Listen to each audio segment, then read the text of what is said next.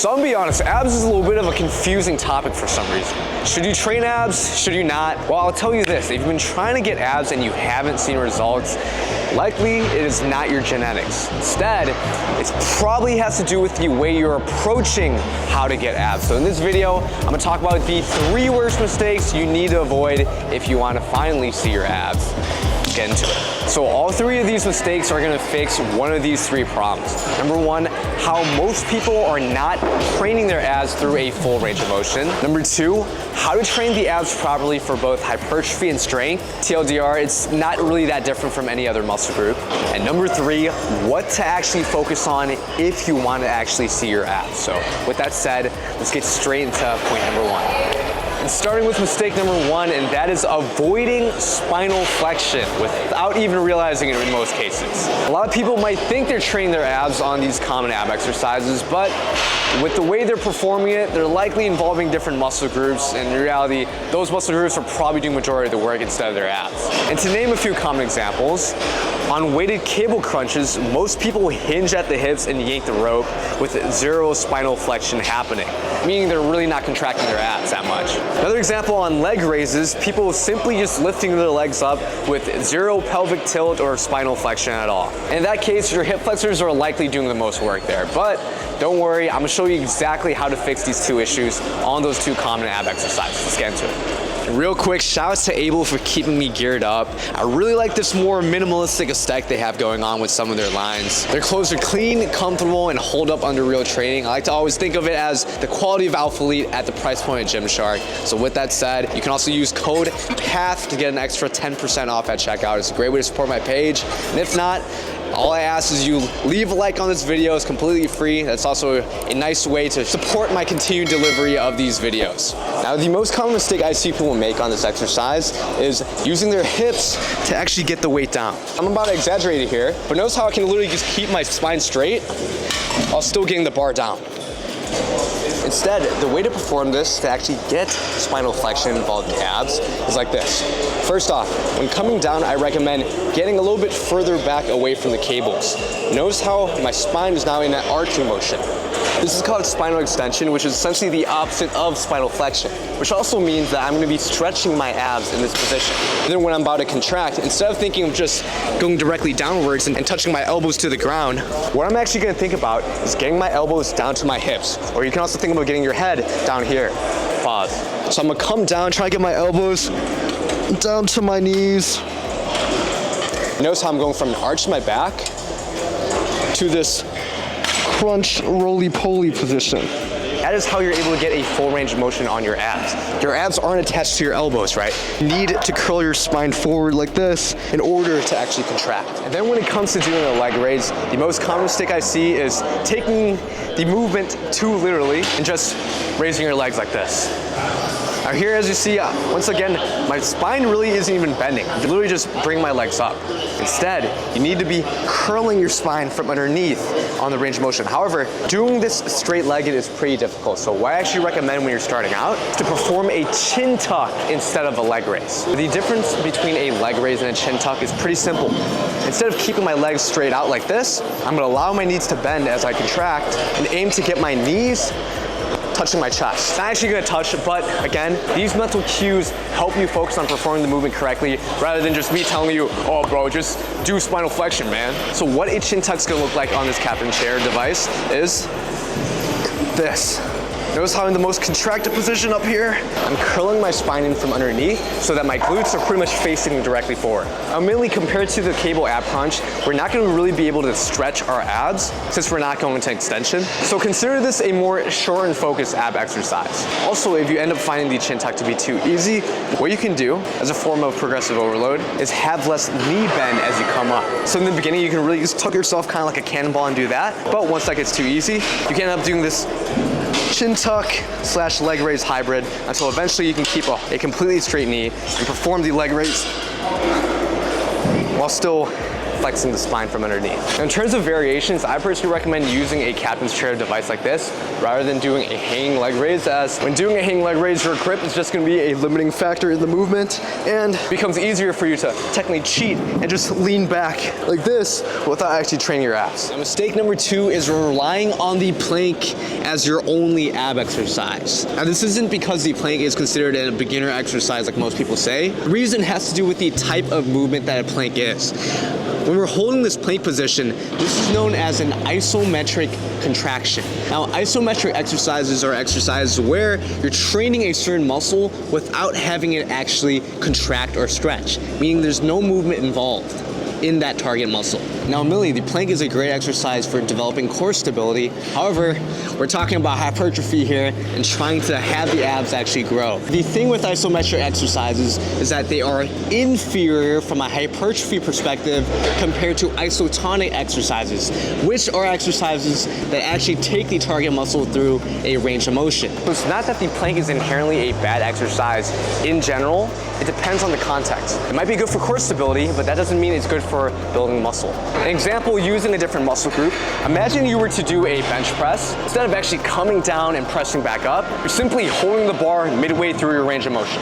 Now, if your goal is to grow a bigger chest, what do you think would be more advantageous? For you to do a set of bench press all the way to failure, or holding that isometric contraction on that bench press for as long as you can until you reach failure? If you've been watching my videos for a while, I really hope you said the first one. Now, I get it. Some of you guys might have different goals with ab training, such as if you're an athlete developing core strength, but if you also hope to maximize the visibility of your abs and maximize muscle growth within the rectus abdominis, which is the ab muscle, it's in your best interest to incorporate other exercises outside just the plank. Don't just solely rely on the plank alone. In fact, if your goal is purely to try to make your abs visible, I wouldn't recommend doing the plank, period. All right, now mistake number 3 is probably the one you've been waiting for me to talk about. That is not aiming to be sub 15% body fat. I'm sure you guys have heard the saying, abs remain in the kitchen. Personally, I don't think that's entirely accurate. Instead, I'm gonna quote something that another fellow content creator, Rai Jewer, said, and that is, abs are revealed in the kitchen, but made in the gym. Now, the TLDR on what that means is, 1, you need to be at a low enough body fat percentage in order to have your abs actually be visible, but at the same time, you shouldn't necessarily neglect ab training if your goal is to maximize the visibility of it, because like any other muscle group, abs can grow if you're consistently resistance training.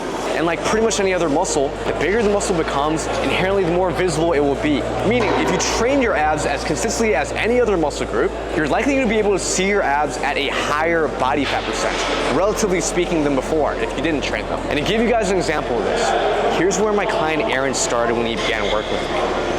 Then, here's him after he lost 40 pounds.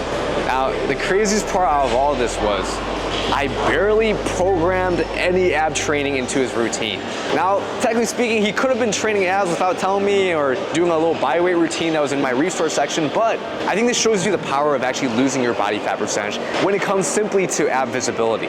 You can be training your abs every single day, but if you're currently above 20% body fat, you're probably not gonna see much of your abs at all. Ideally, to give you some rough goals and ranges, you wanna aim to be sub 15% body fat. However, if you really wanna, have those abs really be visible, especially in any kind of lighting, then you probably need to be closer to under 12% body fat, like me. But here's the real thing that not a lot of people are gonna say.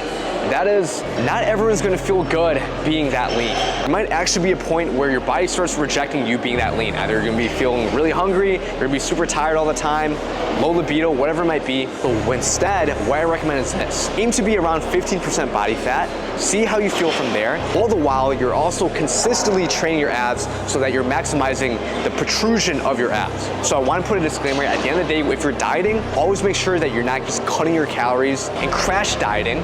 Instead, you wanna be going down slowly and approaching this from a more sustainable manner. Just like my client Aaron did. He didn't achieve this in a month. It took multiple months, if not nearly a year. Now with that, if you're looking for more personal guidance to get to 15% body fat in a sustainable manner, then I highly recommend you apply my exclusive one-on-one fitness coaching program where I do pretty much just that. Create a custom workout program for you, give you advice on nutrition, weekly check-ins to see if you need to adjust anything, and you'll have the ability to pretty much get all your questions answered. So if that sounds interesting to you, check out the link in the description.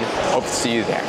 And if you're not looking for coaching and you're trying to do this yourself, here's my biggest advice to you. Now, at the end of the day, in order to lower your body fat percentage, you need to maintain a caloric deficit over an extended period of time. This is quite literally how you decrease your body fat percentage. Now that can be easier said than done, so what I recommend as a starting point is focus on these 3 big things.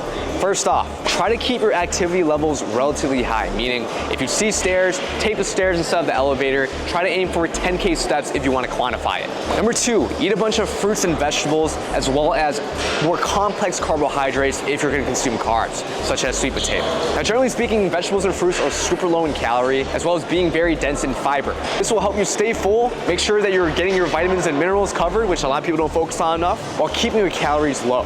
And the third pillar is going to be aiming for at least 0.8 grams of protein per pound of body weight per day.